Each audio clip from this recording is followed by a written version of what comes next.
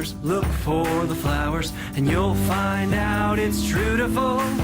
God makes messy things beautiful. Hi everyone, Crystal here, and this video is in reference to the mommy scenario tag.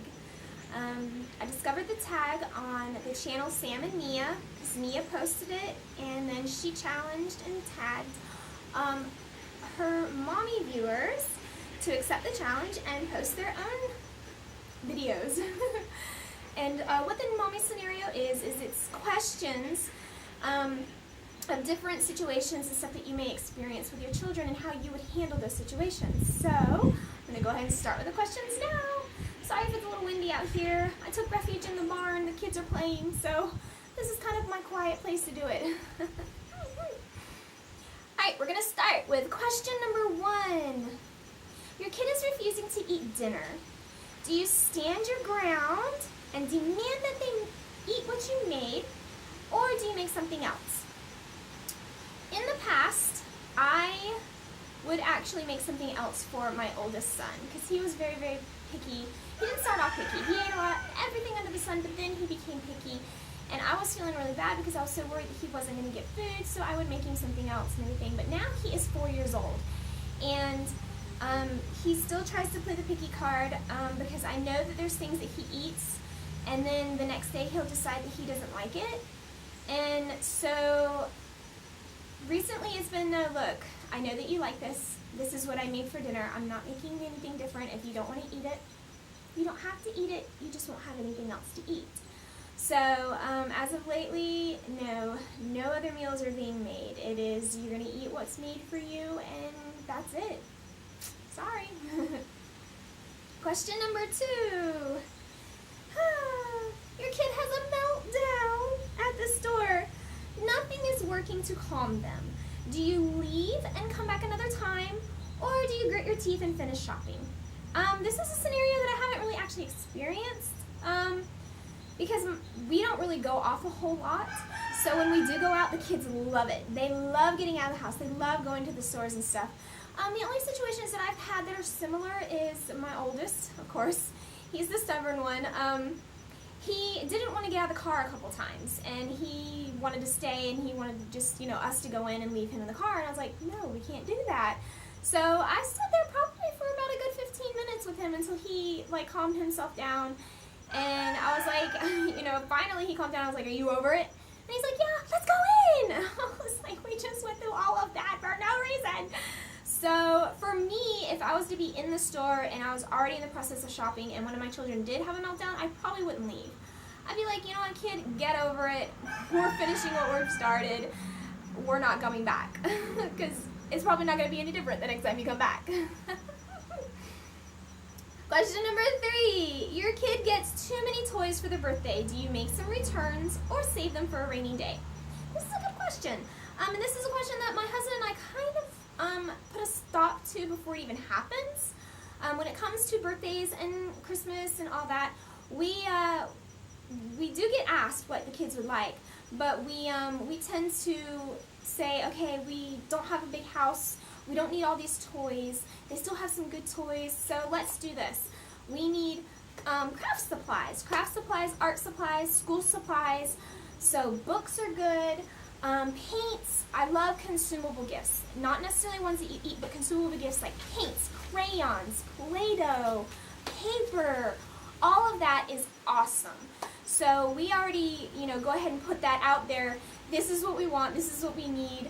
Don't get us a whole bunch of other stuff, And for my family in Florida, I tend to ask them for one big gift for all the kids. So everybody pitch in some money and put it together, and we'll get this one big gift that all the kids can enjoy. And this year, I think we're going to get them a new play set for out front. So that's going to be something fun, and that's something that they'll be able to use for years on down the road, and it doesn't take up a whole lot of stuff and space and stuff like that. So that one, my phone turned off. Question number 4. Your kid is protesting sleep. Do you give in at 3 a.m. and get them up and turn on a movie, or continue to rock them, nurse them, etc. to try to get them back to sleep.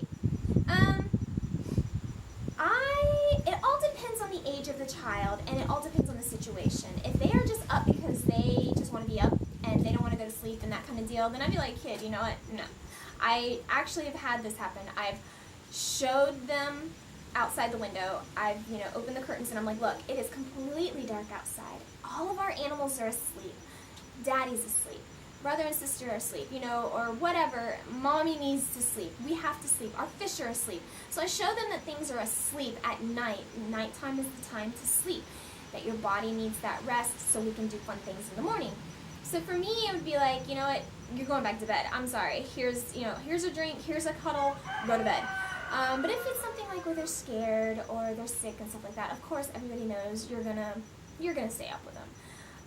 But this scenario is definitely them protesting sleep. It's no. Mama needs her sleep. Go to bed. Question number 5. You have an appointment but no babysitter. Do you bring them with you or do you reschedule? This is a good one. With me having 3 kids and they're pretty close in age, a 4-year-old, a 3-year-old, and a 1-year-old, it depends on the appointment. If it is somewhere professional, where we have to sit in a waiting room and all of that, there's no way. I will not take all 3 of them. I won't do that to myself because it would be way too stressful. And I won't do that to the people around me because I know that the kids are going to get antsy, they're going to get bored, they're going to get crazy. There's no way. So I would definitely reschedule. If it's something casual, like I had a situation where I had to meet a lady I was purchasing some clothes from, I just took the kids with me because I'm like, I knew who she was. I had met her before, and it was just going to be, we're just going to meet up in a parking lot at the mall. So that's something fun for the kids. We vlogged about it, we made a day out of it. So in that situation, nah, they'll come with me. No sitter for that. Moving on to question number 6. You have 20 minutes until unexpected company arrives. Do you rush to clean up your messy house? Or just figure, hey, it's okay, I've got kids. I'm half and half on this one. I like to have a clean house. I don't obsess over it, but it kind of does bother me if it's not picked up. It drives me nuts. So if I do have company coming over, even if it's family, I am kind of one to rush and just be like, okay, I gotta pick this up. I gotta at least vacuum the crumbs off the floor, I gotta do at least something to make it a little bit presentable. Even if it's like the in-laws or something, I do pick up a little bit.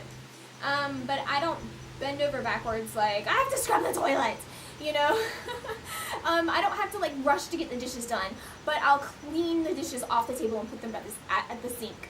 So I'm half and half on that. I do pick up, but I don't deep clean. Okay, question number 7. You're running late and only have time to do your hair or your makeup. Which do you choose? I keep thinking my kids are coming. I actually choose to do my makeup because if I'm driving, I don't like to do my makeup in the car. I feel like I do a really bad job and everything, and I can't pay attention to what I'm doing. So for me, I go ahead and I do my makeup, and then when I'm in the car, I can pin my bangs back, or I can put a braid in my hair, or I can even just do my hair in a ponytail like this, something very simple, but it looks really cute. And when you have the makeup, it kind of makes everything look complete. So for me, I do go ahead and I do my makeup, and the hair, I just worry about later. And number 8, the last question. You're at the park and another child pushes yours. Do you intervene and correct them, or go find the child's parents? If I see the kid continuously doing it, then I actually will intervene right on the spot. Like if I've noticed that they're being a bully, then I will. But if it's like, hey, everybody, let's rush to the slide, or hey, everybody, let's go, go, go, and they're all just kind of bumping and pushing each other and that kind of deal, I really won't say anything. I may just be like, hey guys, one at a time, but when I see it being aggressive or the kids just being, really rough and mean on purpose, then a lot of times I will say something if the parent's not standing there, because it's probably more dangerous to walk away from that situation to go find the parent than it is to say, hey guys, chill out, you know, let's calm down and that kind of deal. And that way you can, if it's a bad situation, you can remove your child from that situation, or you can calm it down, and then you can go find the parents and just be like, is that your son over there? You know, yeah, he's kind of been, you know, So for me, it depends on what the situation is and what's the level of danger of the situation that I would intervene. Plus, I worked in a preschool for 7 years, so when I see kids doing stuff, I'm like, you know, don't be doing that. Don't make me pull out my teacher look. But that was the last of the questions, and those are my answers to the scenarios.